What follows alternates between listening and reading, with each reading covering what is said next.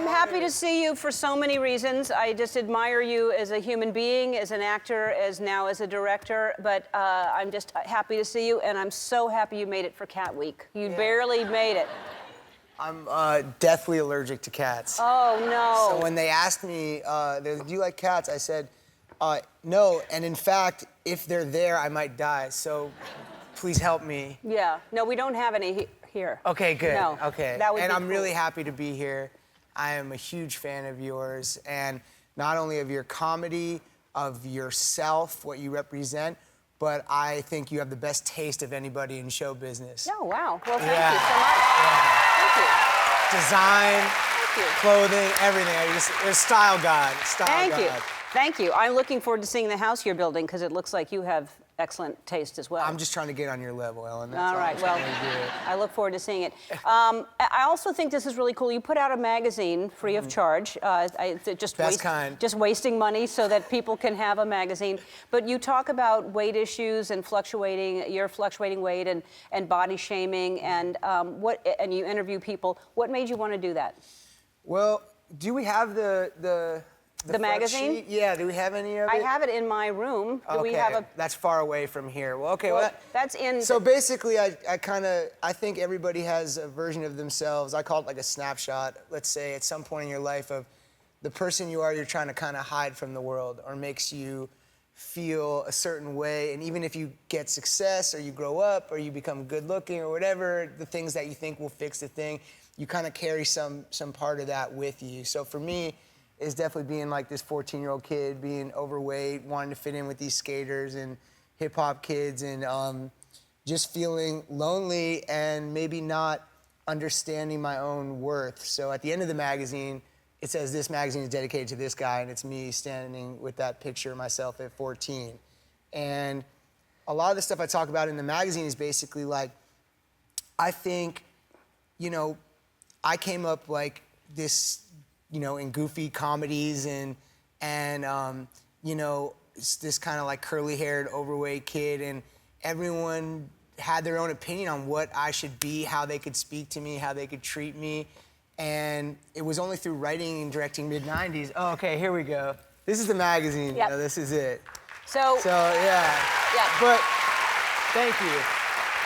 To land my point, I'll sort of read the manifesto kind of thing at the beginning because it might give it a little bit of a better context. So I became famous in my late teens and then spent most of my young adult life listening to people say that I was fat and gross and unattractive. And it's only in the last 4 years writing and directing my movie Mid-90s that I've started to understand how much that hurt and got into my head. I really believe everyone has a snapshot of themselves from a time when they were young that they're ashamed of. For me, it's that 14-year-old overweight and unattractive kid who felt ugly to the world, who listened to hip-hop and wanted so badly to be accepted by this community of skaters.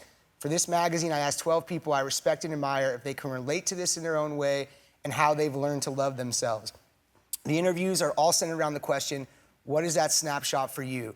They turn into some of the most meaningful conversations I've ever had. I hope you enjoy this magazine. Jonah. That's fantastic, right? Yeah. I love that you did that. Yeah, it was really cool. And I interviewed people, everyone from my sister, Beanie Feldstein, who's a legend. She was in Lady Bird. Behati Prinsloo, DJ Premier, Dr. Phil Stutz, my therapist. Edie Falco, Catherine Hahn, Kim Gordon, Gons, Michael Cera, Q-Tip, Raymond Pettibon, Nicole Smith. So lots of different people.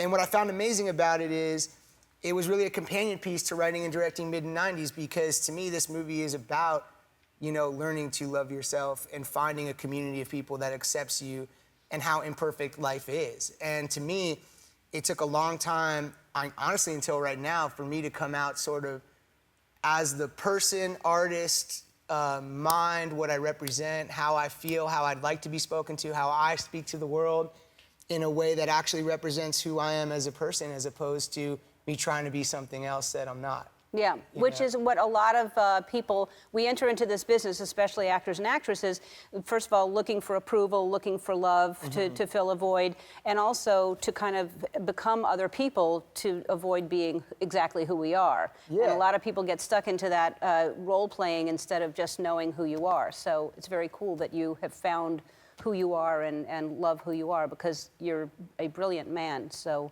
I'm glad you love yourself. I'm under construction like we all are. Yeah, you know yeah, what I mean? we are. We're all just trying to figure it out.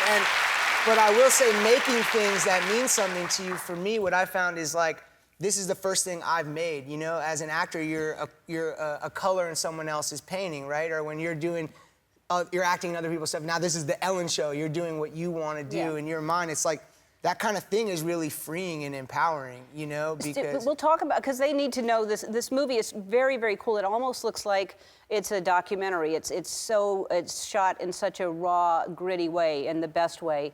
And these kids don't look like they're acting. As a matter of fact, most of them aren't actors. Only one was. But explain what the movie is, because it looks like it's just a skateboard movie, but that's just an element of it.